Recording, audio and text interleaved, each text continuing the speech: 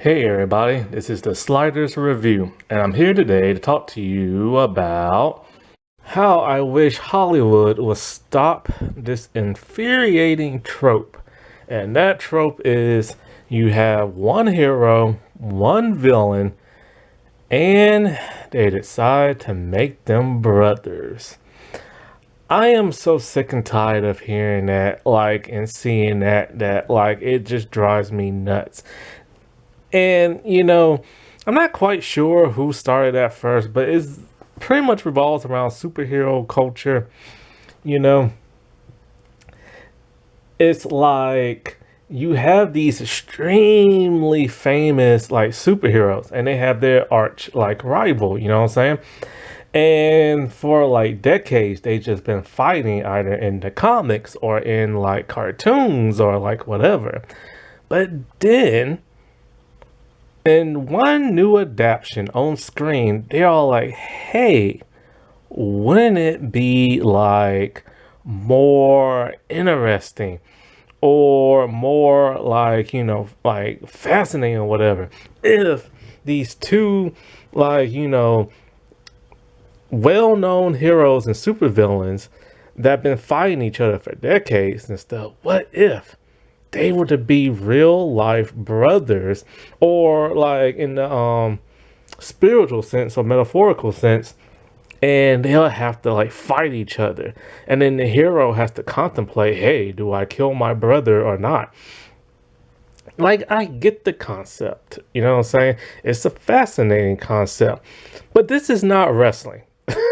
Okay, this is not Bret versus Owen Hart. This is not Jeff versus Matt Hardy.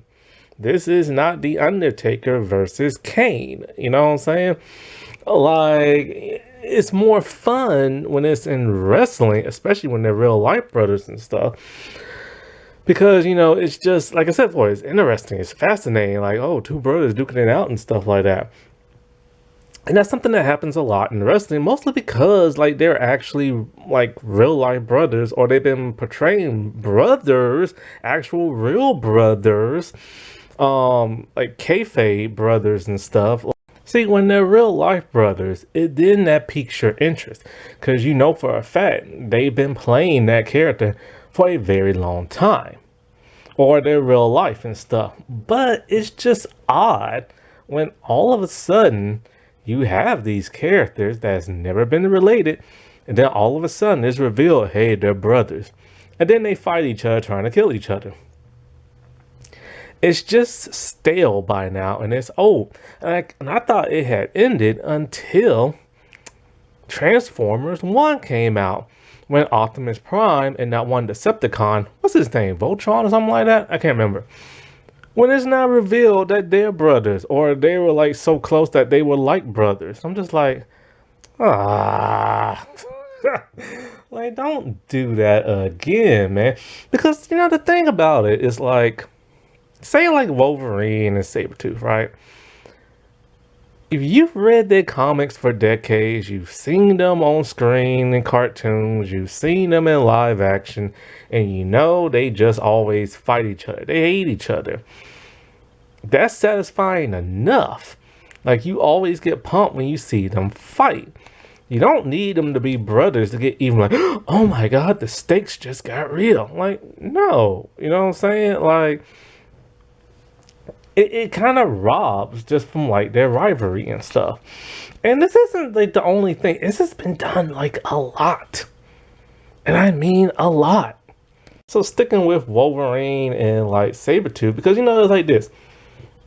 Those old school fans, they're kind of wait, is there a comic I missed? Or is there a television show I missed where they're brothers? Then you go look it up and nah, they ain't real brothers. And then the newbie's gonna be all hey, I never knew that. Let me go research this. And it's wait, they're not really brothers? It just ruins it after that. But it's okay, Wolverine and Sabretooth. Those two have known each other for if not decades, then centuries and stuff, they're part of the Weapon X program. And the thing we know about them is that they just flat out hate each other. Normally, depending on what comic you read or what cartoon you watch, it normally has to do with Sabretooth finding some way to piss off Wolverine by either killing his friends, killing his loved one, assaulting his loved one, or something like that. And so they've just fought for decades because of that. But the thing is, you don't know if those memories are real or part of a fabrication from the Weapon X program. So these two just hate each other, and they could probably just hate each other for no reason. And it's fun just knowing that. Then in that abomination that was Wolverine and the X, no, not Wolverine and the X-Men, Wolverine Origins. All of a sudden, they made those two brothers.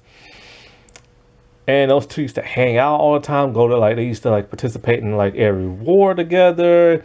And it's like in a montage, and then it's like, oh no, all of a sudden, now he hates him, and now he wants to kill him.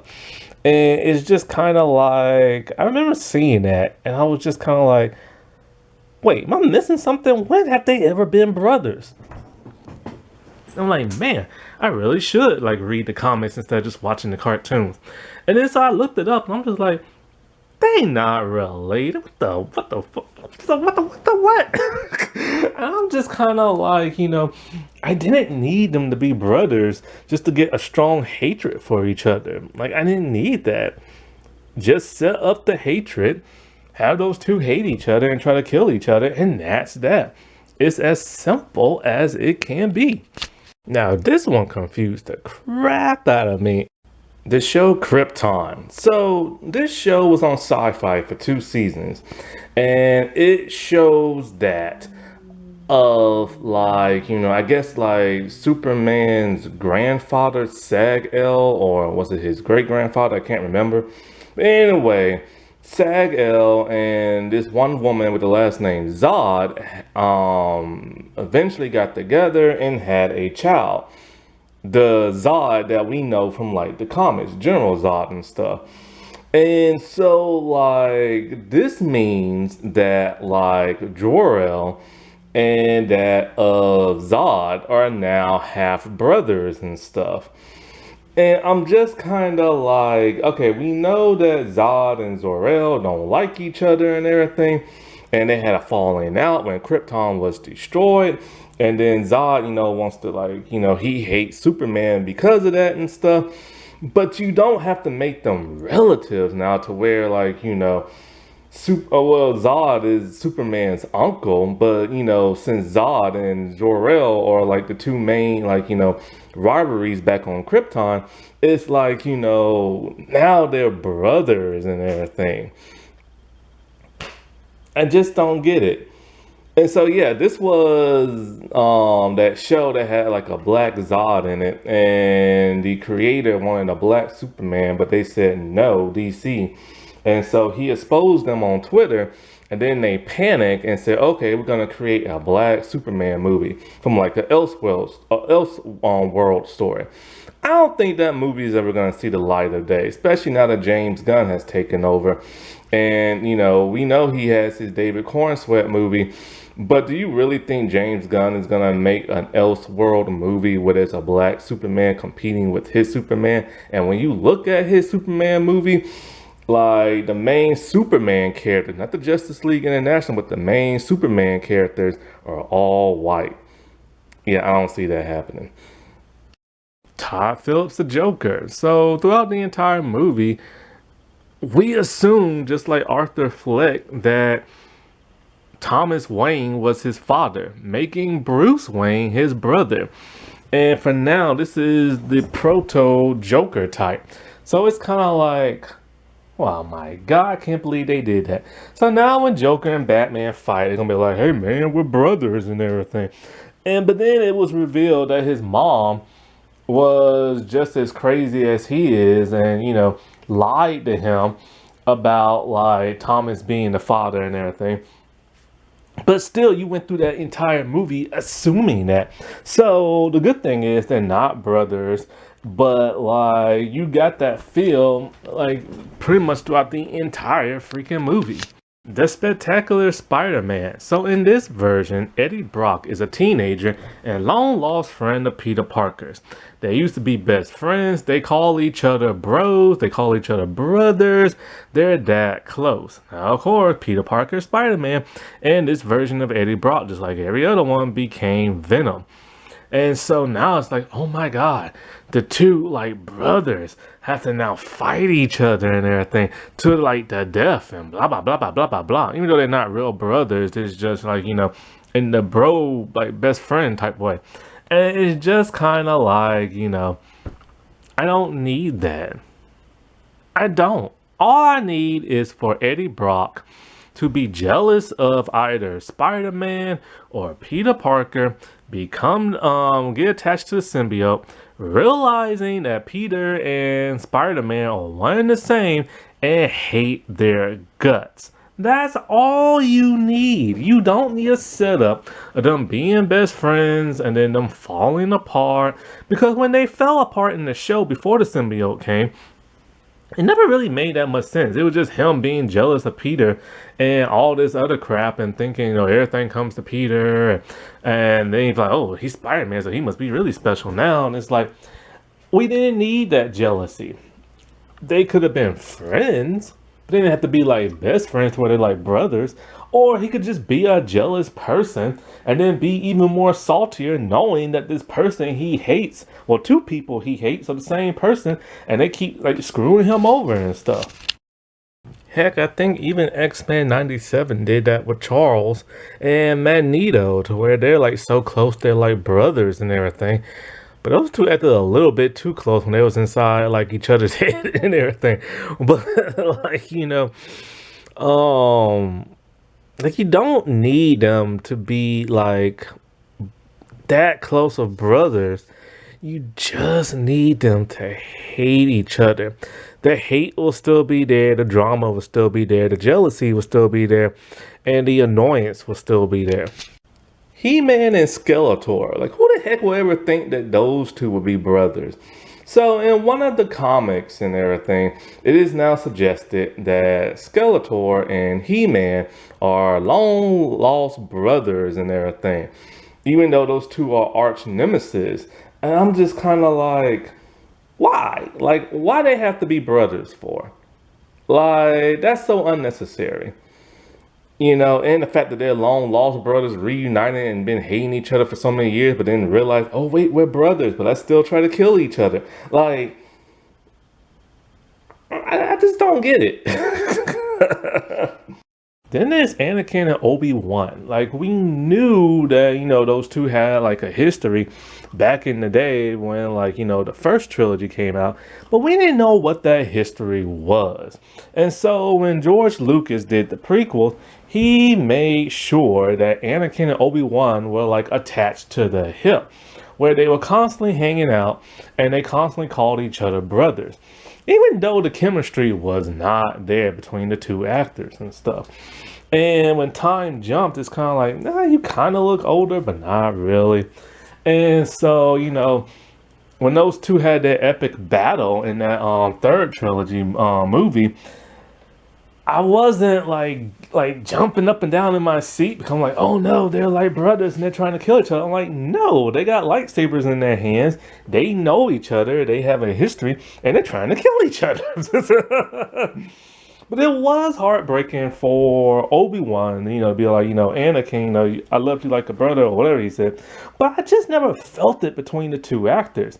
I never felt like those two were like, like brotherly, they were more just like co-workers that just constantly hung out and were probably friends, but I never really saw them as like best friends, And so so it had no meaning to me when, he chopped off his limbs and he burnt in that lava and stuff. And then of course, the payoff was not really satisfying at first, because in the first movie, in the first trilogy, You know, they had their interaction, they fight, and that's about it. But you don't really feel there's like this huge hatred Darth Vader has for Obi-Wan. Now, of course, when the Disney Plus show came around, yeah, then the payoff finally worked because you really felt that hatred because Vader was pissed off. He has no real limbs now and everything. His body is burnt up and he has to wear that suit and everything. So the payoff worked for that, but it didn't work for the initial payoff, which of course was to tie it back to the original trilogy. And so now with the latest one is Transformers 1, where, like I said before, the hero and villain are like brothers. They either are like brothers or are. I can't remember what the trailer said. I think they're alike. But it's just kind of like, this is a trope that's just stale. And this just always happens with like superheroes and their supervillains. But I've noticed it doesn't really happen to the women all that much. Because honestly, when it comes to solo female heroes, who is their arch nemesis? Like, who is Supergirl's mortal enemy? Who's Batgirl's, you know? That's weird how female superheroes don't really have an arch like rival and everything. Wonder Woman has an arch rival in the comics, like Cheetah, but they've never been depicted as sisters.